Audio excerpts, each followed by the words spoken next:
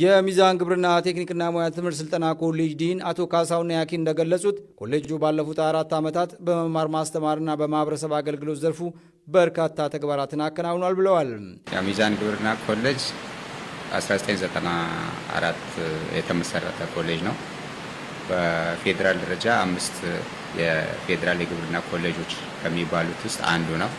2 ተልእኮች ናቸው ሲመሰረቱ የነበረ። አሁን 3ኛ ተልእኮ ተጨምሯል። የመጀመሪያዎቹ ተልእኮች አንዱ የመማር ማስተማር ነው።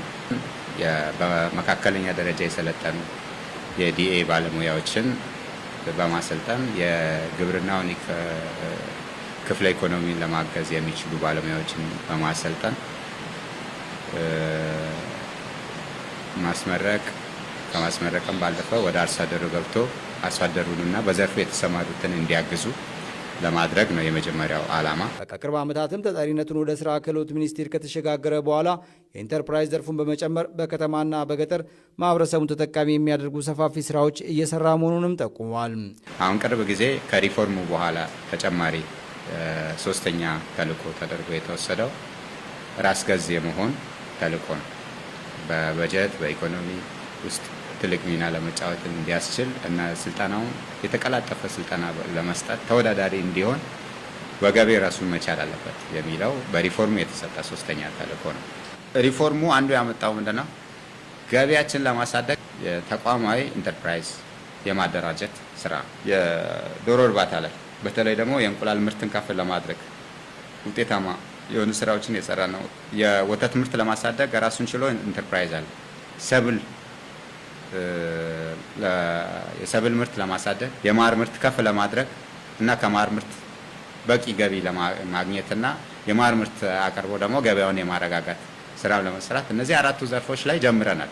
እነዚህ ራሳቸውን የቻሉ የበጀት ላይ ራሳቸውን የቻሉ ባለሙያ ራሳቸውን የቻሉ በዛ የሰለጠነ ስራ የሚሰሩ ሰዎች ተመድበው የሚሰሩ ናቸው። በአጠቃላይ ግን አንድ የግብርና ኮሌጅ ኢንተርፕራይዝ ተቋቁሞ ስራውን ጀምሯል። ኮሌጁ በአጭርና በመካከለኛ በረጅም ጊዜ እቅዱ በስጋ በእንቁላልና በወተት በማርና በሰብል ልማት ስራዎች የህብረተሰቡን የገበያ ፍላጎት መሰረት ያደረጉና እሴት የተጨመረባቸው ምርቶች ለማቅረብ እየሰራ መሆኑንም ገልጸዋል።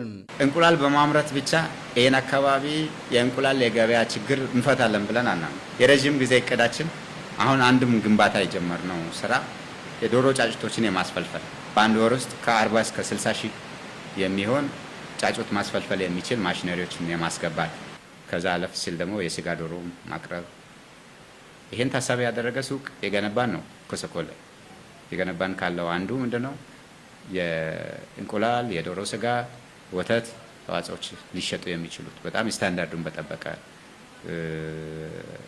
ቴክኖሎጂ አገዝ በሆነ መንገድ ዘመናዊ የሆኑ ሱቆች ተደራጅተው እንደ ሱፐር ማርኬት ሰዎች መጥቶ በቀላሉ ገዝተው ለቤታቸው መጠቀም ሊችሉ የሚችሉ ወደፊት ሰፋ ባለ መንገድ የዶሮ ምርት ላይ የስጋውንም የእንቁላሉንም ጫጩትንም የማቅረብ ሙሉውን ነገር አቅርቦ ተወዳዳሪ የሆነው አካባቢውን ያማላመድ በዚህ ደረጃ ያደገ አይነት የሚቀጥል ቢዝነስም ነው። ለአካባቢውም ሊያግዝ የሚችል በግብርና ኮሌጁ ኢንተርፕራይዝ ዘርፍ ስራ አስኪያጅ መምህር ዋልልኝ አለምነህ እንደገለጹት ዘርፉን በተግባር የተደገፈ የመማር ማስተማር ስራን ከማሳደግ ባሻገር የተቋሙን የውስጥ ገቢ ለመጨመር ተወዳዳሪና ተመራጭ ኮሌጅ እንዲሆን ያግዘዋል ብለዋል። ኮሌጁ መጀመሪያውና ትልቁ ነገር የስልጠና ማዕከልን ማገዝ ነው።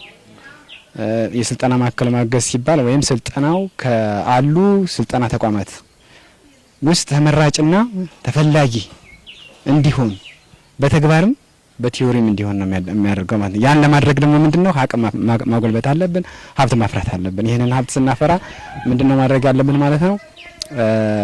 ኦልሞስት በኢንተርፕራይዝ ተደራጅተው የመነገድ ስራም ሲባል ያው ኦልሞስት የነን ስልጠና በተጨባጭ ወደ የሚፈለግበት ዓላማ እንዲደርስ ለማለት ማለት ነው። ስለዚህ በዛ ነው ንግድ ድርጅት ተብሎ የተቋቋመው ማለት ነው። ስለዚህ አሁን ዋናው ዓላማው ቅድም እንዳልኩት ስልጠና ዘርፍ ስለሆነ ስልጠናንና የገቢን ማሻሻል ገቢን ምንጭ ከመንግስት በጀት ነፃ መሆን ነው።